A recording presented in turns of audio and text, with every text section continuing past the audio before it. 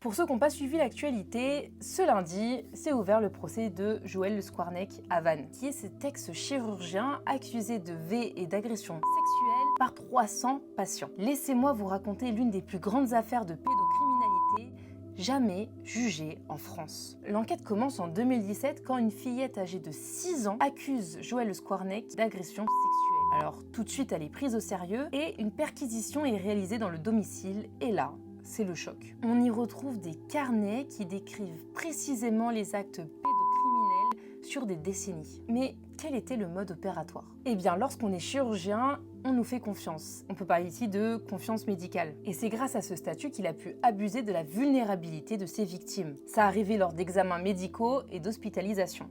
Et tout ça, il est décrivé précisément sur ses carnets. Et parmi les cibles, il y avait des enfants hospitalisés, mais pas que, des membres de sa famille et de son voisinage. Et il passait inaperçu grâce à son apparence discrète et à son image professionnelle. En 2020, il est jugé à 15 ans de réclusion pour des agressions sur 4 victimes. Et là, maintenant, une seconde est en cours pour d'autres faits sur plus d'une centaine de victimes. Et là, j'ai une question pour vous, mais comment, selon vous, on peut repérer un prédateur qui se cache derrière une image respectable? Peut-être que ça pourrait aider certains d'entre nous. N'oublie pas de t'abonner pour d'autres vidéos et à bientôt!